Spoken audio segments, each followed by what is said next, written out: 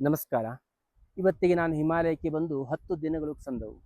ನನ್ನೆಲ್ಲ ಆತ್ಮೀಯ ಸನ್ಮಿತ್ರರಿಗೂ ಸಹ ಹಿಮಾಲಯದಲ್ಲಿ ಬಂದ ಮೇಲೆ ಈ ಸರಿ ನನ್ನ ಅನುಭವದ ಕೆಲವೊಂದಷ್ಟು ಸಂತೋಷದ ಸಿಹಿ ಸುದ್ದಿಯನ್ನು ಹಂಚಿಕೊಳ್ಳಬೇಕು ಅಂತೇಳಿ ಇವತ್ತು ನಿಮ್ಮ ಮುಂದೆ ಬಂದಿದ್ದೇನೆ. ವಾಸ್ತವಿಕತೆಯಲ್ಲಿ ನಾನು 19ನೇ ತಾರೀಕು ರಾತ್ರಿ 10 ಗಂಟೆ 30 ನಿಮಿಷಕ್ಕೆ ಗೋವಾದಿಂದ ಫ್ಲೈಟ್ ಹತ್ತಿದ್ದು ನಿಮಗೆಲ್ಲರೂ ತಿಳಿದಂತಹ ವಿಷಯ.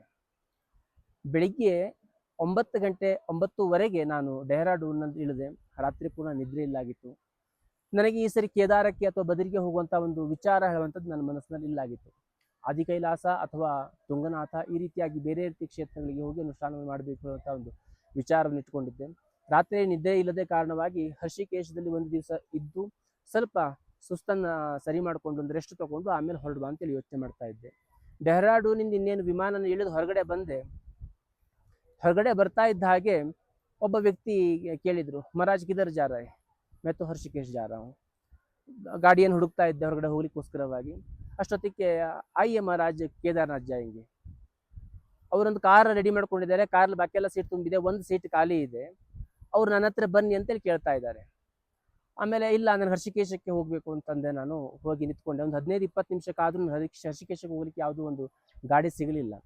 ಆಮೇಲೆ ಮತ್ತೆ ಪುನಃ ಬಂದು ಕೇಳಿದ್ರು, ಮಹಾರಾಜ್ ಆಯ್ಯೆ ಕೇದಾರ್ ಜಾಯಂಗೆ ಅಂತಂದ್ರೆ. ಸರಿ, ಏನಾಗಿದ್ದಾಗಲಿ ಅಂತಂದೆ. ನಿದ್ರೆ ಇಲ್ಲದಿಲ್ಲ, ಹೋಗ್ಬಿಡುವ ಅಂತಂದೆ. ಸೀದಾ ಗಾಡಿನ ಹತ್ತು ಕುಂತೆ, ಕಾರಿನ ಮೇಲೆ ಬಂದೆ. ರಾತ್ರಿ ಸಂಜೆ ನಾನು ಸೋಮಪ್ರಯಾಗೆ ಬಂದಿಳಿದು ಅಲ್ಲಿ ವಾಸ್ತವ್ಯವನ್ನು ಮಾಡಿ ಮಾರನೇ ದಿವಸ ಬೆಳಗ್ಗೆ ಅಲ್ಲಿಂದ ಕೇದಾರಕ್ಕೆ ಹೊರಟೆ. ಮೊದಲನೇ ದಿವಸ ಸರಿಯಾದಂಥ ನಿದ್ರೆ ಇಲ್ಲ, ಮತ್ತು ಮಾರನೇ ದಿವಸ ಬೆಳಗ್ಗೆ ಇಡೀ ದಿವಸ ಟ್ರಾವೆಲಿಂಗ್ ಆಗಿರುವಂತಹದ್ದು. ಮತ್ತೆ ಆಹಾರಗಳು ಕೂಡ ಸರಿಯಾಗಿರಲಿಲ್ಲ. ಎಲ್ಲೂ ಕೂಡ ಆಶ್ರಮಗಳು ಇತ್ಯಾದಿಗಳು ಸಿಗಲಾರದೆ ಹೋದ ಕಾರಣವಾಗಿ ಕುಡಿಲಿಕ್ಕೆ ಏನು ಬೇಕೋ ಅದು ಕುಡಿತಾ ಇದ್ದಂತ ಬಿಟ್ಟರೆ, ಅದರ್ಥಾತ್ ಜ್ಯೂಸು ಅಥವಾ ಇತ್ಯಾದಿಗಳನ್ನು ಕುಡಿತಾ ಇರುವಂಥದ್ದು ಬಿಟ್ಟರೆ ಬೇರೆ ಯಾವುದು ತಿನ್ನಲಿಕ್ಕೆ ಯಾವುದೋ ಒಂದು ವ್ಯವಸ್ಥೆಗಳು ಸಿಗಲಿಲ್ಲಾಗಿತ್ತು. ಆದರೂ ಕೂಡ ಅಲ್ಲಿ ಬಂದವನು ಮಾರನೇ ದಿವಸ ನಡಿಲಿಕ್ಕೆ ಆಗ್ತದೆಯೋ ಇಲ್ಲ ಹೇಳುವಂಥ ಒಂದು ಭಯ ಇತ್ತು. ಭಗವಂತನ ಅನುಗ್ರಹ ಅದು ಯಾವ ರೀತಿ ಇರ್ತದೆ ಕಲ್ಪನೆ ಮಾಡಲಿಕ್ಕೆ ಸಾಧ್ಯತೆ ಇಲ್ಲ. 21 ಕಿಲೋಮೀಟರ್ಗಳನ್ನ ಕೇವಲ 4.5 ತಾಸು 5 ತಾಸುಗಳಿಗೆ ನಾನು ಕ್ರಮಿಸಿದ್ದೆ. ಕೇದಾರನಾಥಕ್ಕೆ ಮುಟ್ಟಿದ್ದೆ. ಕೇದಾರನಾಥಕ್ಕೆ ಮುಟ್ಟಿ ಅಲ್ಲಿ ಆಶ್ರಮಗಳೇನು ಲಲಿತಾಂಬ ಆಶ್ರಮ ಇದೆ, ಅಲ್ಲಿ ಹೋಗಿ ವಸತಿಯನ್ನು ಮಾಡಿದೆ. ಸಂಜೆ ಸ್ನಾನಾದಿಗಳನ್ನು ಮುಗಿಸ್ಕೊಂಡು ನಿತ್ಯ ಕ್ರಮಾನುಷ್ಠಾನಗಳನ್ನೆಲ್ಲ ಮುಗಿಸ್ಕೊಂಡು ಮಾರನೇ ದಿವಸ ಭಗವಂತನ ದರ್ಶನಕ್ಕೆ ಹೋಗಬೇಕು ಅಂತೇಳಿ ಹೊರಟ್ರೆ ಕೇದಾರದಲ್ಲಿ 22ನೇ ತಾರೀಕು ಬೆಳಿಗ್ಗೆ ಅದು. ಅವತ್ತು ತುಂಬಾ ಅಂತಂದ್ರೆ ತುಂಬಾ ರಶ್ಶು, ಬಹಳ ರಶ್ ಇದೆ. ಕೊನೆಯ ದಿವಸ ಆಗಿರೋದ್ರಿಂದ ಸಹಜವಾಗಿ ರಶ್ ಇರ್ತದೆ. ನಾನು ಹೋಗಿ ನೋಡಿದಾಗ ಅವತ್ತು ದರ್ಶನ ಮಾಡಬೇಕು. 23ನೇ ತಾರೀಕಿಗೆ ಮಂದಿರ ಹೇಳುವಂಥದ್ದು ಕ್ಲೋಸ್ ಆಗುವಂಥದ್ದು. ಹಾಗಾಗಿ 22ನೇ ತಾರೀಕಿಗೆ ನಾನು ಬೆಳಿಗ್ಗೆ 10 ಗಂಟೆಗೆ ಹೋದೆ. ನೋಡಿದ ಸುಮಾರು ಒಂದು ಏನಿಲ್ಲ ಅಂತಂದ್ರೆ ಒಂದು 5,000 to 8,000 ಜನ ನಿಂತ್ಕೊಂಡಿದ್ದಾರೆ. ಒಂದು 2 ಕಿಲೋಮೀಟರ್ ಅಷ್ಟು ಉದ್ದಕ್ಕೆ ಸಾಲುಗಳು ನಿಂತ್ಕೊಂಡಿದ್ದಾರೆ, 4 ಸಾಲು ನಿಂತ್ಕೊಂಡಿದ್ದಾರೆ. ಹೋಗಿ ಎದುರುಗಡೆ ಹೋಗಿ ನಿಂತ್ಕೊಂಡೆ. ಭಗವಂತ ನಿನ್ನ ದರ್ಶನ ಮಾಡ್ಲಿಕ್ಕೆ ನನ್ನ ಹತ್ರ ಇವತ್ತು ಸಾಧ್ಯ ಇಲ್ಲ, ಯಾಕೆಂದ್ರೆ ಈ ಸಾಲಿನಲ್ಲಿ ಕೊನೆಯದಾಗಿ ನಿಂತ್ಕೊಂಡ್ರೆ ಇವತ್ತು ಸಂಜೆ ಮಟ್ಟ ಆದರೂ ಕೂಡ ನನ್ನ ದರ್ಶನ ಆಗೋದಿಲ್ಲ. ನಾನು ಪರ್ವತವನ್ನು ಏರಿ ಪರ್ವತದಲ್ಲಿ ಕುತ್ಕೊಂಡು ಅನುಷ್ಠಾನವನ್ನು ಮಾಡ್ತೇನೆ, ಅಲ್ಲೇ ನಿನ್ನ ದರ್ಶನವನ್ನು ಕೊಡು ಎಂಬುದಾಗಿ ಭಗವಂತನಲ್ಲಿ ಪ್ರಾರ್ಥನೆಯನ್ನು ಮಾಡಿಕೊಂಡು ಸೀದಾ ಹೊರಗಡೆ ಬಂದೆ. ಹೊರಗಡೆ ಸ್ವಲ್ಪ ದೂರ ಬರ್ತಾ ಇದ್ದಾಗೆ ಒಂದು ಆ ಲಲಿತಾಂಬ ಆಶ್ರಮದಲ್ಲಿ ವಾಸ ಇರ್ತಕ್ಕಂಥ ಒಬ್ಬ ಸ್ವಾಮೀಜಿಗಳು ಬಂದವರು, ಮಹಾರಾಜ್ ಕಿಧರ್ ಜಾ ರಹೆ? मैं ऊपर जा रहा हूँ. दर्शन हुआ क्या ಅಂತ ಕೇಳಿದ್ರು. ದರ್ಶನ್ तो नहीं हुआ, कब करेंगे? तो देखेंगे, अब तो बहुत भीड़ है ಅಂತಂದೆ ನಾನು. ಅಲ್ಲಿ ಬಹುತ್ ರಶ್ ಇರೋದ್ರಿಂದ ಹೊರಟು ಬಂದೆ ಅಂತ ಹೇಳಿದೆ. ಅವ್ರೇನಂತಂದ್ರು, ನೈ ಅಭಿ ಆಯಿಯೇ ಮೈ ಆಪ್ಕಾ ದರ್ಶನ್ ಕರ್ವಾ ದೇತಾ ಹೂಂ ಅಂತಂದ್ರು. ಸರಿ ಅಂತಂದೆ. ಮತ್ತು ಅವರೊಟ್ಟಿಗೆ ಪುನಃ ಮಂದಿರಕ್ಕೆ ಬಂದೆ. ಮಂದಿರಕ್ಕೆ ಬಂದ್ರೆ ಅವರಿಗೆ ಏನು ಅಲ್ಲಿ ಪರಿಚಯ ಇರೋದ್ರಿಂದ ಸೀದವಾಗಿ ಒಳಗಡೆ ಬಿಟ್ಟು ಭಗವಂತನ ದರ್ಶನವನ್ನು ಮಾಡ್ಕೊಂಡು ಬಂದು ಮತ್ತೆ ಪುನಃ ಮತ್ತೆ ಆಶ್ರಮಕ್ಕೆ ಬಂದೆ. ಆವತ್ತಿನ ದಿನ ನಾನು ದರ್ಶನ ಮಾಡ್ಕೊಂಡು ಹೊರಗಡೆ ಬಂದಂಥವನು ನಂದಿ ಪರ್ವತದ ಮೇಲೆ ಹೋಗಿ ಆವತ್ತಿನ ದಿನ ಅನುಷ್ಠಾನ ಮುಗಿಸಿ ಸಂಜೆ ಮತ್ತೆ ಪುನಃ ಆಶ್ರಮಕ್ಕೆ ಬಂದೆ. ಸಂಜೆ ಬಂದರೆ ಅಲ್ಲೊಂದು ಇಬ್ರು ಅಘೋರಿಗಳು ಬಂದಿದ್ರು, ವಿಶೇಷವಾಗಿರ್ತಕ್ಕಂತಹ ಅಘೋರಿಗಳು. ಅವ್ರು ಇಡೀ ದಿವಸ 24 ಗಂಟೆ ಭಜನೆ ಮಾಡ್ತಾ ಇರುವಂತವ್ರು. ನಾನು ಸಂಜೆ ಏನು ಅಂದ್ಕೊಂಡಿದ್ದೆ, ಬೇಗ ಬಂದು ಆಶ್ರಮದ ಊಟ ಮುಗಿಸಿ ಬೇಗ ಮಲಗಬೇಕು ಅಂತ ಅಂದ್ಕೊಂಡಿದ್ದೆ. ಆದರೆ ಸಾಧ್ಯವಾಗಲಿಲ್ಲ. ಅಘೋರಿಗಳು ವಿಚಿತ್ರವಾಗಿ ಭಜನೆಯನ್ನು ಮಾಡ್ಲಿಕ್ಕೆ ಪ್ರಾರಂಭ ಮಾಡಿದ್ರು. ನನ್ನನ್ನು ಕರ್ಕೊಂಡೋಗಿ ಎಳ್ಕೊಂಡೋಗಿ ಕೂರಿಸಿದ್ರು. ನನ್ನ ಕೈಯಲ್ಲಿ ಮೃದಂಗವನ್ನು ಕೊಟ್ಟರು, ಇದನ್ನು ಬಾರಿಸು ಅಂತ ಹೇಳಿದ್ರು. ವಾಸ್ತವಿಕತೆಯಲ್ಲಿ ನನಗೆ 2 ದಿವಸದಿಂದ ಸರಿಯಾದಂತ ನಿದ್ರೆ ಇಲ್ಲ, ಆಹಾರವೂ ಕೂಡ ಇಲ್ಲ.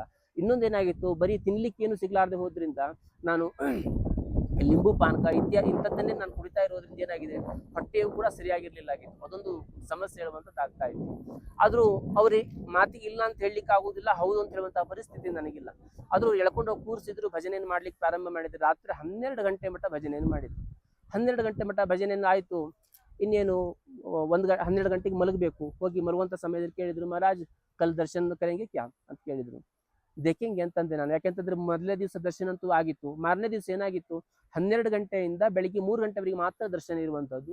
3 ಗಂಟೆ ನಂತರದಲ್ಲಿ ದೇವಸ್ಥಾನ ಕ್ಲೋಸ್ ಆಗ್ಲಿಕ್ಕೆ ಯಾವ ವ್ಯವಸ್ಥೆಗಳು ಬೇಕು, 6 ತಿಂಗಳ ಏನು ಪೂಜೆ ಬಂದಿರ್ತದೆ ಅದಕ್ಕೋಸ್ಕರವಾಗಿ ಕೆಲವೊಂದಷ್ಟು ವಿಧಿ ವಿಧಾನಗಳಿರ್ತದೆ. ಆ ವಿಧಿ ವಿಧಾನಗಳನ್ನು ಮಾಡ್ತಾ ಇದ್ದಿರ್ತಾರೆ. ಬೆಳಿಗ್ಗೆ 8 ಗಂಟೆಗೆ ದೇವಸ್ಥಾನವನ್ನು ಕ್ಲೋಸ್ ಮಾಡ್ತಾರೆ. ಹೀಗೆ ಅಲ್ಲಿಯ ವ್ಯವಸ್ಥೆ ಇರುವಂಥದ್ದು. ಹಾಗಾಗಿ 3 ಗಂಟೆವರೆಗೆ ಮಾತ್ರ ದರ್ಶನ ಇರುವಂಥದ್ದು. ನಾನು ಹೇಗಾದ್ರೂ ಮುಂಚಿನ ದಿವಸ ದರ್ಶನ ಆಗಿದೆ, ಈಗಾಗಲೇ ಮಲಗಲಿಕ್ಕೆ 12 ಗಂಟೆ ಆಗಿದೆ, ಆಗೋದಿಲ್ಲ ಅಂತ ಅಂದ್ಕೊಂಡು ಸುಮ್ಮನೆ ಮಲಗಿ 1 ಗಂಟೆ ಆಗಿದೆ, 1 ತಾಸಾಗಿದೆ ಅಂದ್ರೆ 1 ಗಂಟೆಗೆ 1 ಗಂಟೆಗೆ ಯಾರೋ ಒಬ್ರು ಮಹಾರಾಜ್ ಊಟಿಗೆ ಅಂತಂದಂಗಾಯ್ತು. ಎದ್ದು ನೋಡಿದೆ, ಎಚ್ಚರ ಆಯ್ತು, ಎದ್ದು ನೋಡಿದೆ ತುಂಬಾ ಇದ್ದಾಗ ಏನಾಗ್ತದೆ, ಸಹಜವಾಗಿ ಬೇಗನೆ ಸರಿಯಾಗಿ ನಿದ್ರೆಯೂ ಕೂಡ ಹತ್ತೋದಿಲ್ಲ. ನಿದ್ರೆ ಬಂದ್ರೂ ಕೂಡ ಒಂದು ರೀತಿ ವಿಚಿತ್ರವಾಗಿರ್ತಕ್ಕಂಥ ನಿದ್ರೆ, ಸಣ್ಣ ನಿದ್ರೆ ಆಗಿರ್ತದೆ. ಅದು ಸರಿಯಾದ ನಿದ್ರೆ, ಆರಾಮದಾಯಕವಾದಂತ ನಿದ್ರೆ ಆಗಿರೋದಿಲ್ಲ. ಸರಿ, ಯಾರೋ ಒಂದು ಕರೆದಂಗಾಯ್ತು, ನೋಡಿದ್ರೆ ಆ ಕಡೆಗೆ ನೋಡಿದ್ರೆ ಯಾರೂ ಇಲ್ಲ. ಮತ್ತೆ ಹಾಗೆ ಮಲಗಿದೆ, ಬೇರೆ ಯಾರಿಗೂ ಕರೆದಿರ್ಬೇಕು ಅಂತ. ಮತ್ತೊಂದು 10 ನಿಮಿಷಕ್ಕೆ ಮತ್ತೆ ಮಹಾರಾಜ್ ಊಟಿಗೆ ದರ್ಶನ ಕರ್ಕೆ ಜಾಯಂಗೆ, ನಹಾಕೆ ಎದ್ದ ಅಯ್ಯೆ ಅಂತ ಹೇಳ್ದಂಗಾಯ್ತು. ಸರಿ ಎದ್ದೆ, ಮತ್ತೆ ಯಾರೋ ಪುನಃ ಇದು ಮಾಡ್ತಾ ಇದಾರೆ ಅಂತಂದ್ರೆ, ಮತ್ತೆ ಏನು ಇಷ್ಟ ಇದು ಮಾಡ್ತಾ ಇದಾರಲ್ಲ ಅಂತಂದೆ. ತಕ್ಷಣ ಹಸೆಯಿಂದ ಎದ್ದು ಹೋಗಿ ಸ್ನಾನ ಮಾಡ್ಲಿಕ್ಕೆ ನೋಡಿದ್ರೆ ಬಿಸಿ ನೀರಿಲ್ಲ, ಕೋಲ್ಡ್ ಅಂತ ನೀರು, ತುಂಬಾ ಚಳಿ ಅಂತಂದ್ರೆ ತುಂಬಾ ಚಳಿ ಕೇದಾರದಲ್ಲಿ. ಸರಿ, ಹೋಗಿ ಅದನ್ನೇ ಸ್ನಾನ ಮಾಡಿ ಸೀದಾ ಮಂದಿರಕ್ಕೆ ಹೊರಟ್ರೆ ಅವತ್ತು ಸುಮಾರು ಒಂದು 10,000 ಜನ ಲೈನಲ್ಲಿ ನಿಂತ್ಕೊಂಡಿದ್ದಾರೆ. 4 ಲೈನಲ್ಲಿ, ಒಂದೊಂದು ಲೈನಲ್ಲಿ 4 ಪಂಕ್ತಿ ಅಂತ 4 ಜನರಂತೆ ನಿಂತ್ಕೊಂಡಿದ್ದಂಥವ್ರು ಸಾಲಲ್ಲಿ 4 ಲೈನ್ಗಳು ಈ ರೀತಿಯಾಗಿ 1.5-2 ಕಿಲೋಮೀಟರ್ ಉದ್ದಕ್ಕೆ ನಿಂತ್ಕೊಂಡಿದ್ದಾರೆ ದರ್ಶನಕ್ಕೋಸ್ಕರವಾಗಿ. ನಾನು ಹೋದೆ, ದೇವಸ್ಥಾನಕ್ಕೆ ಹೋಗಿ ದರ್ಶನ ಮಾಡಬೇಕು ಅಂತ ಹೇಳಿ ಪ್ರಧಾನ ಬಾಗಿಲತ್ರ ಹೋಗಿ ನಿಂತ್ಕೊಂಡೆ, ಅದು ಹೊರಗಡೆ ಇದರಲ್ಲಿ. ಈ ಲೈನಲ್ಲಿ ನಿಂತ್ಕೊಂಡಿರುವಂಥದ್ದು ಖಂಡಿತವಾಗಿ ಅವತ್ತು ದರ್ಶನ ಆಗ್ಲಿಕ್ಕೆ ಸಾಧ್ಯತೆ ಇಲ್ಲ. ಯಾಕೆಂತಂದ್ರೆ 2 ಗಂಟೆ ಅಷ್ಟೊತ್ತಿಗೆ ಆಗಿದೆ. ನಾನು ಎದ್ದು ಸ್ನಾನ ಮಾಡಿ ಎಲ್ಲ ಹೋಗೋತ್ತಿಗೆ ಅಲ್ಲಿಂದ ಆಶ್ರಮದಿಂದ ಅಲ್ಲಿಗೆ 1.5 ಕಿಲೋಮೀಟರ್ ಆಗ್ತದೆ, 1.5-2 ಕಿಲೋಮೀಟರ್ ಆಗ್ತದೆ. ಅಲ್ಲಿಂದ ಹೋಗೋತ್ತಿಗೆ ಒಂದು ಅಷ್ಟು ಟೈಮ್ ಆಗಿದೆ. ಇನ್ನು 1 ಗಂಟೆಯ ಸಮಯ ಮಾತ್ರ ಇದೆ. 1 ಗಂಟೆ ಸಮಯದಲ್ಲಿ ಇಷ್ಟೊಂದು ಜನ ದರ್ಶನ ಆಗಲಿ ಖಂಡಿತವಾಗೂ ಸಾಧ್ಯ ಇಲ್ಲ. ನಾನು ಹಾಗಾಗಿ ಮುಂದಿನ ಮಹಾದ್ವಾರದ ಎದುರುಗಡೆ ಹೋಗಿ ಭಗವಂತರಲ್ಲಿ ನಮಸ್ಕಾರ ಮಾಡ್ಕೊಂಡು ಪ್ರಾರ್ಥನೆ ಮಾಡ್ಕೊಂಡೆ. ನಾ ಇಲ್ಲಿಂದ ನಿನಗೆ ನಮಸ್ಕಾರ ಮಾಡ್ತೇನೆ ಅಂತೇಳಿ ಮನಸ್ಸಿಗೆ ಒಂದು ರೀತಿಯಾದಂಥ ಖಿನ್ನತೆಯೂ ಕೂಡ ಆಯ್ತು. ಯಾಕೆಂತಂದ್ರೆ ನಾನು ಯಾಕೆ ಬರಬೇಕಾಗಿತ್ತು, ಇಲ್ಲಿ ದರ್ಶನ ಆಗಲಿಲ್ಲ, ಹಿಂದಿನ ದಿವಸ ಆಗೋದು ದರ್ಶನ ಆಗಿತ್ತು, ಮತ್ತೆ ಬರುವಂತ ಅವಶ್ಯಕತೆ ಇಲ್ಲ ಆಗಿತ್ತಲ್ಲ ಅಂತೇಳಿ ಮನಸ್ಸಿಗೆ ಅನಿಸಿ ಭಗವಂತನಲ್ಲಿ ಭಗವತಿಯಲ್ಲೂ ಕೂಡ ಪ್ರಾರ್ಥನೆ ಮಾಡ್ಕೊಂಡೆ. ಹೇ ತಾಯಿ, ಎಷ್ಟೊಂದು ಪರೀಕ್ಷೆಯನ್ನು ಮಾಡ್ತಾ ಇದ್ದೀಯ ನೀನು. ಯಾಕೆಂತಂದ್ರೆ ನನಗೆ 4 ದಿವಸದಿಂದ ಸರಿಯಾದಂತ ನಿದ್ರೆ ಇಲ್ಲ. ಮುಂಚಿನ ದಿವಸವೂ ಕೂಡ ನಾನು ಬಂದಾಗ 12 ಗಂಟೆವರೆಗೆ ಇಲ್ಲಿ ಭಜನೆ ಮಾಡುವಂತ ವ್ಯವಸ್ಥೆ ಆಯಿತು. ಬೆಳಿಗ್ಗೆ ಮತ್ತೆ 4 ಗಂಟೆಗೆ ಎಬ್ಬಿಸಿದ್ರು. ಮತ್ತೆ 2ನೇ ದಿವಸ ಕೂಡ 12 ಗಂಟೆವರೆಗೆ ಭಜನೆ ಆಯಿತು. ಮತ್ತು 1 ಗಂಟೆಗೆ ಎದ್ದು ನಾನು ಹೊರಟು ಬರುವಂತಹ ಒಂದು ಪರಿಸ್ಥಿತಿ ಆಯಿತು. ಈ ರೀತಿಯಾಗಿ ಸರಿಯಾದಂತ ಆಹಾರಗಳು ಕೂಡ ಇಲ್ಲ, ಸರಿಯಾಗಿ ನನಗೆ ಹೊಟ್ಟೆಯ ವ್ಯವಸ್ಥೆಯಲ್ಲೂ ಕೂಡ ಸ್ವಲ್ಪ ಆರೋಗ್ಯದ ವ್ಯವಸ್ಥೆಯಲ್ಲೂ ಕೂಡ ಸ್ವಲ್ಪ ತೊಂದರೆ ಆಗ್ತಾ ಇರುವಂತದ್ದು. ಇಂತಹ ಪರಿಸ್ಥಿತಿಯಲ್ಲಿ ನಾನು ಇವತ್ತು ದರ್ಶನವೇ ಬೇಡ ಅಂತ ಮಲಗಿದವನಿಗೆ ಪುನಃ ಯಾರೋ ಎಬ್ಬಿಸಿದಂಗಾಗಿ ಕರೆದಂಗಾಗಿ ನಾನು ಬರುವಂತಹ ಪರಿಸ್ಥಿತಿ ಆಯ್ತು. ಎಂತಹ ಒಂದು ವಿಚಿತ್ರವಾದಂತಹ ಪರೀಕ್ಷೆ. ಒಂದ್ ವೇಳೆ ನಾನು ಆ ರೀತಿಯಾಗಿ ಕರೆದು ಬಂದಂತ ಆಯ್ತು ಅಂತ ಹೇಳಿ, ಆದ್ರೆ ನಿನ್ನ ದರ್ಶನವಾದ್ರೆ ಅದಾರು ಒಂದು ಸಾರ್ಥಕ್ಯ ಭಾವ ಹಳುವಂಥದ್ದು ಹೊಂತದೆ. ಆದ್ರೆ ನಿನ್ನ ದರ್ಶನ ಮಾಡ್ಲಿಕ್ಕೂ ನನ್ನ ಹತ್ರ ಇವತ್ತು ಸಾಧ್ಯ ಇಲ್ಲ. ಏನ್ ಮಾಡ್ಬೇಕು ಅಂತ ಹೇಳಿ ನಮಸ್ಕಾರ ಮಾಡಿದೆ. ನಾನು ಇನ್ನೇನು ಹೊರಡಬೇಕು, ಸಾಧ್ಯ ಇಲ್ಲ ಖಂಡಿತವಾಗಿ ಅಂತ ತಿಳ್ಕೊಂಡು ಬಹಳ ಒಂದು ರೀತಿಯಲ್ಲಿ ಮನಸ್ಸಿಗೆ ಖಿನ್ನತೆಯೂ ಕೂಡ ಆಯ್ತು. ಆ ರೀತಿಯಾದಂಥ ಪರಿಸ್ಥಿತಿ ಇತ್ತು, ನನ್ನ ಶರೀರದ ಪರಿಸ್ಥಿತಿ ಹೇಳುವಂಥದ್ದು ಆ ರೀತಿಯಾಗಿತ್ತು ಆವತ್ತಿನ ದಿವಸ. ಆದ್ರೆ ಆ ಭಗವಂತ ಕರುಣಾಮಿ ಹೇಳುವಂಥದ್ದು ಇದಕ್ಕೋಸ್ಕರನೇ ಹೇಳ್ತಾರೆ. ಯಾಕೆಂತಂದ್ರೆ ಅವತ್ತು ನಾನು ಹೊರಗಡೆ ಹೋಗಿ ನಿಂತು ಏನು ನಮಸ್ಕಾರ ಮಾಡಿ ಹೊರಗಡೆ ಬರಬೇಕು ಅಂತ ಹೇಳುವಂತ ವಿಚಾರ ಮಾಡ್ತಾ ಇದ್ದಾಗಲೇ ಮಹಾದ್ವಾರದಲ್ಲಿ ನಿಂತ್ಕೊಂಡಿರ್ತಕ್ಕಂತಹ ಪೊಲೀಸ್ ಒಬ್ರು ಮಹಾರಾಜ ಆಯಿ ಅಂತ ಕರೆದ್ರು. ನನಗೆ ಒಂದ್ಸರಿ ದಿಗ್ಭ್ರಾಂತಿ ಆದಂಗಾಯ್ತು. ಯಾಕೆಂತಂದ್ರೆ ಮಹಾರಾಜ ಆಯಿ ಅಂತೇಳಿ ಒಳಗಡೆ ಕರಿತಾ ಇದ್ದಾರೆ. ಅವರು ಒಳಗಡೆ ಕರೆದ್ರು. ಸೀದಾ ಎಲ್ಲಿ ಕೇದಾರನಾಥನ ಎದುರುಗಡೆ ಹೋಗಿ ಕುಳಿಸಿಬಿಟ್ರು. ಬಹುತೇಕ ಅದು ಪೂಜಾರಿಗಳು ಕುಳಿತುಕೊಳ್ಳುವಂತ ಒಂದು ಆಸನ ಇರಬೇಕು ಅಂತ ಅಂದ್ಕೊಳ್ತೇನೆ. ಆಸನ ಖಾಲಿ ಇತ್ತು. ಹೋದಾಗ ನಾನು ಸೀದಾ ಡೈರೆಕ್ಟ್ ಆಗಿ ಅಲ್ಲೇ ಕುಳಿತುಕೊಂಡ್ಬಿಟ್ಟೆ. ಅಷ್ಟೊಂದು ಜನ ರಶ್ ಆಗಿತ್ತು. ಅಷ್ಟೊಂದು ಸಾಲಿನಲ್ಲಿ ಎಲ್ಲ ಪರಿಕ್ರಮ ಮಾಡ್ಕೊಂಡು ದರ್ಶನ ಮಾಡ್ಕೊಂಡು ಹೋಗ್ತಾ ಇದ್ರು. ನಾನು ಹೋಗಿ ಕುಳಿತುಕೊಂಡಿದ್ದೇನೆ. ಕುಳಿತುಕೊಂಡ್ರು. ಯಾರು ನನ್ನನ್ನು ಡಿಸ್ಟರ್ಬ್ ಮಾಡ್ಲಿಕ್ಕೆ ಬರಲಿಲ್ಲ. ಯಾರು ಒಬ್ರು ಕರ್ಲಿಕ್ಕೂ ಕೂಡ ಬರ್ಲಿಕ್ಕೆ, ಯಾರು ಎಬ್ಸಿ ದರ್ಶನ ಆಯ್ತು ಹೋಗಿ ಅಂತ ಹೇಳಲಿಕ್ಕೆ ಬರಲಿಲ್ಲ. ಇಂತಹ ಆಶ್ಚರ್ಯ ಆಯ್ತು, ಇಂತಹ ಅದ್ಭುತವಂತ ಆಶ್ಚರ್ಯ ಆಯ್ತು. ಮನಸ್ಸಿನಲ್ಲಿ ಒಂದು ರೀತಿ ಅಂತ ಬೇಜಾರಾಯ್ತು. ಯಾಕೆಂತಂದ್ರೆ ಭಗವಂತ ನಿನ್ನ ದರ್ಶನಕ್ಕೆ ಬಂದೆ, ಒಂದು ಚೆಂಬು ಅಭಿಷೇಕ ಮಾಡುವ ಅಂತಂದ್ರೆ ಕೈಯಲ್ಲಿ ನೀರು ಪಾತ್ರನೂ ಕೂಡ ನಾನು ತಗೊಂಡು ಬರ್ಲಿಲ್ಲ ಅಂತೇಳಿ ಅಷ್ಟು ಯೋಚನೆ ಮಾಡ್ತಾ ಇದ್ದ ಹಾಗೇನೆ ಅರ್ಚಕರು ಕೈಲಿರ್ತಕ್ಕಂಥ ಚೆಂಬನ್ನ ಕೊಟ್ಟು ಅದರ ನೀರಿತ್ತು, ಚಡಾಯಿ ಅಂತಂದ್ರು. ತುಂಬಾ ಆನಂದವಾಯಿತು. ಅದನ್ನೇ ನೀರನ್ನ ಭಗವಂತನಿಗೆ ನಮಃ ಸೋಮಾಯಚಂ ಅಂತ ಮಂತ್ರವನ್ನು ಹೇಳ್ಕೊಂಡು ಭಗವಂತನಿಗೆ ಅರ್ಪಣೆ ಮಾಡಿದೆ. ಅರ್ಪಣೆ ಮಾಡ್ಕೊಂಡು ಸುಮ್ಮನೆ ಹಾಗೆ ಕಣ್ಣು ಮುಚ್ಚಿ ಭಗವಂತನ ಎದುರಿಗೆ ಕುಳಿತುಕೊಂಡೆ. ಭಗವಂತನ ಚರಣದಲ್ಲಿರ್ತಕ್ಕಂತಹ ನೀರನ್ನ ತೆಗೆದುಕೊಂಡು, ತೀರ್ಥವನ್ನು ತೆಗೆದುಕೊಂಡು ನನ್ನ ಕಣ್ಣಿಗೆ ತಲೆಗೆ ಒತ್ತಿಕೊಂಡೆ. ಆ ಕ್ಷಣದಲ್ಲಿ ವಾಸ್ತವಿಕವಾಗಿ ಇಡೀ ಪ್ರಪಂಚವನ್ನೇ ಮರೆತಿದ್ದೆ ನಾನು. ಅಷ್ಟೇ ಅಲ್ಲ, ಏನು 3 ದಿವಸದಿಂದ ನಿದ್ರೆ ಇಲ್ಲ, ಆಹಾರದ ವ್ಯವಸ್ಥೆ ಸರಿಯಾಗಿಲ್ಲ ಹೇಳುವಂತಹ ಒಂದು ತೊಂದರೆ ಆಗಿತ್ತು, ಅದೆಲ್ಲವೂ ಕೂಡ ನನ್ನಲ್ಲಿರ್ತಕ್ಕಂತಹ ಆಯಾಸ, ದಣಿವು ಎಲ್ಲವೂ ಕೂಡ ನಿವೃತ್ತಿಯಾಗಿತ್ತು ಆ ಸಂದರ್ಭದಲ್ಲಿ. ಆ ಆನಂದ ಹೇಳುವಂಥದ್ದು, ಆ ಪರಮಾನಂದ ಹೇಳುವಂಥದ್ದು ಖಂಡಿತವಾಗಿಯೂ ಹೇಳಲಿಕ್ಕೆ ಸಾಧ್ಯತೆ ಇಲ್ಲ. ಅದನ್ನು ಅನುಭವಿಸಿದಾಗ ಮಾತ್ರ ಅದರ ಅನುಭವ ಹೇಳುವಂಥದ್ದು ನಮಗೆ ಪ್ರಾಪ್ತವಾಗುವಂತಹದ್ದು. ಅದೇನೇ ಇರಲಿ, ಆ ರೀತಿ ಆಯಿತು. ಆದಂತಹ ಸಂದರ್ಭದಲ್ಲಿ ಮನಸ್ಸಲ್ಲಿ ನನ್ನ ಭಗವಂತನ ಯಾವುದನ್ನು ಪ್ರಾರ್ಥನೆ ಮಾಡ್ಕೊಳ್ಬೇಕು, ಯಾವುದನ್ನು ಕೇಳಬೇಕು ಅಂತದ್ದು ಯಾವುದಿರಲಿ, ಎಲ್ಲವನ್ನು ಮರೆತು ಭಗವಂತನ ಎದುರಿಗೆ ಕೂತ್ಕೊಂಡಿದ್ದೆ. ಸುಮಾರು ಒಂದು 15-20 ನಿಮಿಷ ಕುಳಿತುಕೊಂಡಿರ್ಬೋದು ಕಣ್ಮುಚ್ಚಿ. ಹಾಗೇನೆ ಯಾರು ನನ್ನ ಡಿಸ್ಟರ್ಬ್ ಮಾಡ್ಲಿಕ್ಕೆ ಬರಲಿಲ್ಲ. ಅಷ್ಟೊಂದು ಜನ ಪರಿಕ್ರಮ ಮಾಡ್ಕೊಂಡು ಹೋಗ್ತಾ ಇದ್ರು, ಯಾರು ಕೂಡ ಡಿಸ್ಟರ್ಬ್ ಮಾಡ್ಲಿಕ್ಕೆ ಬರಲಿಲ್ಲ. ಹಾಗೆ ಕುಳಿತುಕೊಂಡೇ ಉಳಿದೆ.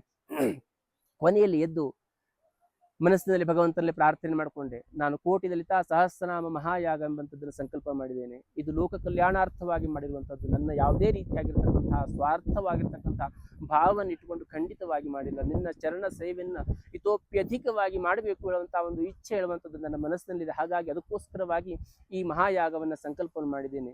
ಇದಕ್ಕೆ ನಿನ್ನ ಸಂಪೂರ್ಣವಾಗಿರ್ತಕ್ಕಂತಹ ಅನುಗ್ರಹ ಹೇಳುವಂಥದ್ದು ಬೇಕು. ಈ ಯಾಗದಲ್ಲಿ ಯಾರೆಲ್ಲರೂ ಪಾಲ್ಗೊಳ್ತಾರೋ ಅವರೆಲ್ಲರಿಗೂ ಕೂಡ ಶ್ರೇಯಸ್ಸು ಶ್ರೇಷ್ಠತೆ ಹೇಳುವಂಥದ್ದು ಪ್ರಾಪ್ತವಾಗಬೇಕು ಎಂಬುದಾಗಿ ಭಗವಂತನಲ್ಲಿ ಪ್ರಾರ್ಥನೆ ಮಾಡಿಕೊಂಡು ಹೀಗೆ ಕೈಯನ್ನು ಹಿಡಿತಾ ಇದ್ದಂತೆ ನನ್ನ ಕೈಯಲ್ಲಿ ಒಂದು ಬೆಳ್ಳಿಯ ಬಿಲ್ವ ಪತ್ರೆ ಬಿತ್ತು. ಯಾರಾದ್ರೂ ಹೇಳಿದ್ರೆ ನಂಬಲಿಕ್ಕೆ ಸಾಧ್ಯತೆ ಇಲ್ಲ. ನನಗೆ ವಾಸ್ತವಿಕವಾಗಿ ಆ ಸಂದರ್ಭದಲ್ಲಿ ಆನಂದ ಬಾಷ್ಪ ಹೇಳುವಂಥದ್ದು ಕಣ್ಣಲ್ಲಿ ಬಂದಿತ್ತು. ಯಾಕೆಂತಂದ್ರೆ ನಾನು ಪ್ರಾರ್ಥನೆ ಮಾಡ್ಕೊಂಡು ಹೀಗೆ ಕೈಯಲ್ಲಿ ಹಿಡಿತಾ ಇದ್ದಂತೆ ಒಂದು ಬೆಳ್ಳಿ ಪತ್ರೆ ನನ್ನ ಕೈಯಲ್ಲಿ ಬಿತ್ತು. ನೋಡಿದೆ ಅದನ್ನಷ್ಟು ನನಗಾದ್ರೂ ಬೆಳ್ಳಿ ಪತ್ರೆ ಕೈಯಲ್ಲಿ ಬಿದ್ದರೂ ಕೂಡ ಯಾರು ಹಾಕಿದ್ರು, ಯಾರು ಅದನ್ನು ಕೊಟ್ಟು ಹೇಳುವಂಥದ್ದನ್ನು ಕೂಡ ಗಮನ ಹರಿಸುವಂತಹ ಒಂದು ಭಾವ ನನ್ನಲ್ಲಿಲ್ಲ. ಅಷ್ಟೊಂದು ಮೈ ಬರೆತು ಕುಳಿತಿದ್ದೆ ಭಗವಂತನ ಚರಣ ಸನ್ನಿಧಿಯಲ್ಲಿ. ಅಷ್ಟೇ ಅಲ್ಲದೆ ಜ್ಞಾನಿನಾಮಪಿ ಚೈತಾಂಸಿ ಜ್ಞಾನ ವಿಜ್ಞಾನ ತೃಪ್ತಾತ್ವ ಕೂಟಸ್ಥೋ ವಿಜಿತೇಂದ್ರಿಯ ಎಂಬಂತಹ ಅವಸ್ಥೆಯನ್ನು ನನಗೆ ಕೊಡು ಭಗವಂತ ಅಂತೇಳಿ ಪ್ರಾರ್ಥನೆ ಮಾಡಿಕೊಂಡು ಮತ್ತೆ ಹಾಗೆ ಹಿಡ್ಕೊಂಡೇ ಇದ್ದೆ ಕೈಯನ್ನ. ಆ ಸಂದರ್ಭದಲ್ಲಿ ಒಂದು ಧ್ವನಿ ಕೇಳಿದಾಗಾಯ್ತು, ಬೇಟಾ ಆಪ್ಕಾ ಮಾರ್ಗ ತೋ ಬಹುತ್ ಅಚ್ಚಾ ಹೇ ಫಿರ್ ಬಹುತ್ ಮುಷ್ಕಿಲ್ ಸೆ ಜಾನಾ ಪಡೇಗಾ ಅಂತೇಳಿ ಹೇಳಿದಾಗಾಯ್ತು ಯಾರೋ ಒಬ್ರು. ನೀನು ನಡೀತಾ ಇರತಕ್ಕಂತಹ ಮಾರ್ಗ ಹೇಳುವಂಥದ್ದು ಬಹಳ ದುರ್ಗಮವಾಗಿರ್ತಕ್ಕಂತಹದ್ದು, ಕಷ್ಟವಾಗಿರ್ತಕ್ಕಂತಹದ್ದು. ಆದರೆ ಯಾವುದೇ ರೀತಿಯಾಗಿರ್ತಕ್ಕಂತಹ ಭಯವನ್ನು ಪಡೆದೇ ಮುಂದೆ ನಡೀತಾ ಇರು, ನಿನ್ನ ಹಿಂದೆ ನಾನಿದ್ದೇನೆ ಎಂಬಂತಹ ಒಂದು ಧ್ವನಿ ಕೇಳಿದಾಗಾಯ್ತು ಕಿವಿಯಲ್ಲಿ. ಕೇಳಿ ಅಷ್ಟೊತ್ತಿಗೆ ನನ್ನ ಕೈಯಲ್ಲಿ ಇನ್ನೊಂದು ಸ್ವಲ್ಪ ದೊಡ್ಡ ಬಿಲ್ವ ಪತ್ರ ಬಿತ್ತು. ಆವಾಗ ನಾನು ತಲೆ ಎತ್ತಿ ನೋಡಿದ್ದೆ, ಯಾರಪ್ಪ ಇದನ್ನ ಕೊಟ್ಟವರು ಅಂತ ಹೇಳಿ. ನೋಡಿದ್ರೆ ಒಬ್ಬ ಸನ್ಯಾಸಿಗಳು ನಿಂತ್ಕೊಂಡಿದ್ರು. ಶುಭ್ರವಾದಂತಹ ಬಿಳಿಯ ವಸ್ತ್ರವನ್ನು ಧರಿಸಿದ್ರು. ಬಿಳಿಯಾದಂತಹ ಒಂದು ಗಡ್ಡ ಇತ್ತು. ತಲೆಗೆ ಪೇಟವನ್ನು ಕಟ್ಟಿದ್ರು. ಬಿಳಿಯ ವಸ್ತ್ರದಿಂದ ಪೇಟವನ್ನು ಕಟ್ಟಿದ್ರು. ಅಂತಹ ಒಬ್ಬ ಸನ್ಯಾಸಿಯು ನಿಂತುಕೊಂಡು ಆ ಮಾತನ್ನು ಹೇಳಿದ್ರು. ಅಷ್ಟೇ ಅಲ್ಲದೆ ಹೀಗೆ ಕೈ ಮಾಡಿ ನನ್ನ ಸ್ಪರ್ಶ ಮಾಡಿ ಆ ಮಾರ್ಗದಲ್ಲಿ ಖಂಡಿತವಾಗಿ ಹೋಗು, ನಿನಗೆ ಶ್ರೇಯಸ್ಸು ಶ್ರೇಷ್ಠತೆ ಹೇಳುವಂಥದ್ದು ಪ್ರಾಪ್ತವಾಗ್ತದೆ. ನೀನು ಅನ್ಕೊಂಡಿರ್ತಕ್ಕಂಥ ಎಲ್ಲ ಸತ್ಸಂಕಲ್ಪಗಳು ಕೂಡ ನೆರವೇರ್ತದೆ ಎಂಬುದಾಗಿ ಹಿಂದಿಯಲ್ಲಿ ಹೇಳಿದ್ರು ಅವರು. ಹೇಳಿ ಹಾಗೆ ಅವರು ಹೊರಟು ನನಗೆ ಅವ್ರು ಯಾರು, ಅವರನ್ನ ಅನುಕರಿಸಬೇಕು ಅನ್ನುವಂಥ ಭಾವ ಹೇಳುವಂಥದ್ದು ಆ ಸಂದರ್ಭದಲ್ಲಿ ನನ್ನ ಮನಸ್ಸಲ್ಲಿ ಬರಲೇ ಇಲ್ಲ. ಆದರೆ ಆ ಸಂದರ್ಭದಲ್ಲಿ ಆ ಭಾವ ಹೇಳುವಂಥದ್ದು ಬರಲಿಲ್ಲ. ಆದರೆ ಆ ಸಂದರ್ಭಕ್ಕೆ ಭಗವಂತನಲ್ಲಿ ಪ್ರಾರ್ಥನೆ ಮಾಡ್ಕೊಂಡು ಮತ್ತೊಂದು 5 ನಿಮಿಷ ಹಾಗೆ ಕುಳಿತು ಎದ್ದು ಹೊರಗಡೆ ಬಂದೆ. ಹೊರಗಡೆ ಬಂದವನಿಗೆ ನನಗೆ ಒಂದು ರೀತಿಯ ಅಂತ ಆ ಲೋಕದಿಂದ ನಾನು ಇದುವರೆಗೂ ಹೊರಗಡೆ ಬಂದಿದ್ದಿಲ್ಲ. ಅದೇ ಲೋಕದಲ್ಲಿ ಹಾಗೆ ಕುಳಿತುಕೊಂಡಿದ್ದೆ. ಯಾಕೆಂತ ಒಂದು ರೀತಿಯ ಅಂತಹ ದಿಗ್ಭ್ರಮೆಯಾಗಿರ್ತಕ್ಕಂತಹ ಆನಂದವು, ದುಃಖವು, ಸಂತೋಷವು ನನಗೆ ಅದನ್ನು ಹೇಳಲಿಕ್ಕೆ ಬರೋದಿಲ್ಲ. ಆ ಸ್ಥಿತಿಯನ್ನು ಹೇಳಲಿಕ್ಕೆ ಬರೋದಿಲ್ಲ. ಅಂತಹ ಒಂದು ಪರಿಸ್ಥಿತಿಯಲ್ಲಿ ನಾನು ಕುತ್ಕೊಂಡು ಹೊರಗಡೆ ಅದೇ ರೀತಿಯಲ್ಲ ಬಂದೆ. ಬಂದಂಥವನಿಗೆ ನನಗೆ ಏನು ಅನ್ನಿಸ್ತು, ಅಷ್ಟೊತ್ತಿಗೆ ಬಹುತೇಕ 3 ಗಂಟೆ ಆಗಿತ್ತು ಸಮಯ. ನಂತರದಲ್ಲಿ ಅಲ್ಲಿಂದ ಕೇದಾರನಾಥನ ಮಂದಿರದಿಂದ 5 ಕಿಲೋಮೀಟರ್ಗೆ ಮಧುಗಂಗಾ ಹೇಳುವಂಥದ್ದಿದೆ. ಅಲ್ಲಿಗೆ ಹೋದೆ. ಅಲ್ಲಿಗೆ ಹೋಗಿ ಅನುಷ್ಠಾನಕ್ಕೆ ಕುಳಿತುಕೊಂಡೆ. ಅಲ್ಲಿಗೆ ಮಧುಗಂಗಾಕ್ಕೆ ಹೋಗಿ ತಲುಪಲಿಕ್ಕೆ ಸುಮಾರು 1-1.5 ತಾಸು ಬೇಕಾಯ್ತು. ಒಂದು 5 ಕಿಲೋಮೀಟರ್ ಇದೆ, ಪರ್ವತವನ್ನು ಹತ್ತಿ ಹೋಗಬೇಕು. 1-1.5 ತಾಸಿಗೆ ನಾನು ಅವತ್ತು ಹೋಗಿದ್ದೆ. ಅಲ್ಲಿಂದ ಹೋಗಿ ಸುಮಾರು 4:15, 5 ಗಂಟೆ, 4:15, 4:45, 5 ಗಂಟೆ ಆಗಿರ್ಬೋದು. ಆ ಸಮಯಕ್ಕನುಸಾರವಾಗಿ ನಾನು ಮಧುಗಂಗಾಕ್ಕೆ ಏನು ತಲುಪಿದ್ದೆ. ಮಧುಗಂಗಾದಲ್ಲಿ ಮಧುಗಂಗೆಯ ಸಮೀಪದಲ್ಲಿ ಹೋಗಿ ಕುಳಿತು ಅನುಷ್ಠಾನವನ್ನು ಮಾಡಿದೆ. ಧ್ಯಾನದಲ್ಲಿ ಕುಳಿತೆ ಪೂರ್ಣವಾಗಿ ಭಗವಂತನ ಸಾನ್ನಿಧ್ಯ ಸಾಮೀಪ್ಯದ ಒಂದು ಅನುಭೂತಿಯನ್ನು ಅನುಭವಿಸಿ ಸುಮಾರು 9 ಗಂಟೆ ಸುಮಾರಿಗೆ ನನಗೆ ಎಚ್ಚರ ಆಯಿತು. ನಾನು ಅಲ್ಲಿಂದ ಎದ್ದು ಪುನಃ ಕೆಳಗೆ ಬಂದ ಕೇದಾರಕ್ಕೆ. ದಾರಿಯಲ್ಲಿ ಬರುವಾಗ ನನಗೆ ಈ ವಿಚಾರ ಯೋಚನೆ ಬರಲಿಕ್ಕೆ ಪ್ರಾರಂಭವಾಯಿತು. ನನಗೆ ಈ ರೀತಿಯಾದಂಥ ಪತ್ರೆಯನ್ನು ಕೊಟ್ಟು ಒಳ್ಳೇದಾಗ್ತದೆ ಹೇಳದಂತಹ ಸ್ವಾಮೀಜಿಗಳು ಯಾರು, ಅವರನ್ನು ನಾನು ದರ್ಶನ ಮಾಡಬೇಕಿತ್ತು ಅಂತ ಹೇಳಿ ನನಗೆ ಅದುವರೆಗೂ ಕೂಡ ಅವರನ್ನ ದರ್ಶನ ಮಾಡಬೇಕು, ಅವ್ರ ಹತ್ರ ಮಾತಾಡಬೇಕು ಅನ್ನೋಂಥ ಭಾವೇ ಬರಲಿಲ್ಲ, ನನ್ನ ಕಲ್ಪನೆ ಬರಲಿಲ್ಲ. ಕೆಳಗಡೆ ಬಂದೆ, ಶೀಘ್ರವಾಗಿ ಬಂದೆ. ಅವರು ಬಹುತೇಕವಾಗಿ ಇಂತಹ ಸನ್ಯಾಸಿಗಳು ಇದ್ದಾರೆ ಅಂತ ಹೇಳಿದ್ರೆ ಅವರೆಲ್ಲರೂ ಬಂದವರು ಅಲ್ಲಿ ಕೇದಾರದಲ್ಲಿ ಲಲಿತಾಂಬ ಆಶ್ರಮದಲ್ಲೇ ವಸತಿಯನ್ನು ಹುಡುಕ್ತಾರೆ. ಯಾಕೆಂತಂದ್ರೆ ಬೇರೆ ಆಶ್ರಮಗಳಿಲ್ಲ ಅಲ್ಲಿ. ಹಾಗಾಗಿ ಲಲಿತಾಂಬ ಆಶ್ರಮದಲ್ಲಿ ಎಲ್ಲರೂ ವಸತಿಯನ್ನು ಹುಡ್ತಾರೆ, ಬೇರೆ ಆಶ್ರಮ ಇಲ್ಲದೆ ಹೋದ ಕಾರಣವಾಗಿ. ಹಾಗಾಗಿ ಅಲ್ಲಿ ಇದ್ದಿರ್ತಾರೆ ಅಂತ ಹೇಳ್ಕೊಂಡು ನೇರವಾಗಿ ನಾನು ಅಲ್ಲಿಗೆ ಕೇದಾರ ಇದಕ್ಕೆ ಆಶ್ರಮಕ್ಕೆ ಬಂದು ಹುಡುಕಿದೆ. ಅಲ್ಲೂ ಕೂಡ ಅವ್ರು ಇರಲಿಲ್ಲ. ಮತ್ತೆ ಪುನಃ ಬಂದು ಮಂದಿರದ ಸುತ್ತು ಎಲ್ಲ ಕಡೆಯೂ ಕೂಡ ಹುಡುಕಿದೆ. ಅಲ್ಲಿ ಎಲ್ಲೂ ಕೂಡ ಅವರು ಇರಲಿಲ್ಲ. ಬಹಳ ಒಂದು ರೀತಿಯ ಅಂತ ಬೇಜಾರಾಯಿತು. ಯಾಕೆಂತಂದ್ರೆ ಆ ಸಂದರ್ಭದಲ್ಲಿ ನಾನು ಅವರನ್ನ ಮಾತಾಡಿಸ್ಬೇಕಾಗಿತ್ತು ಅಥವಾ ಅವರ ಹಿಂದಾಲಿ ಸಹ ಬರಬೇಕಾಗಿತ್ತು, ಸಾಕ್ಷಾತ್ ಪರಶಿವನ ಸ್ವರೂಪವಾಗಿತ್ತೇನೋ ಅದು ಎಂಬಂತಹ ಅನೇಕ ರೀತಿಯಂತಹ ವಿಚಾರಗಳು ಮನಸ್ಸಿನಲ್ಲಿ ಬರ್ಲಿಕ್ಕೆ ಪ್ರಾರಂಭ ಮಾಡಿದ್ವು.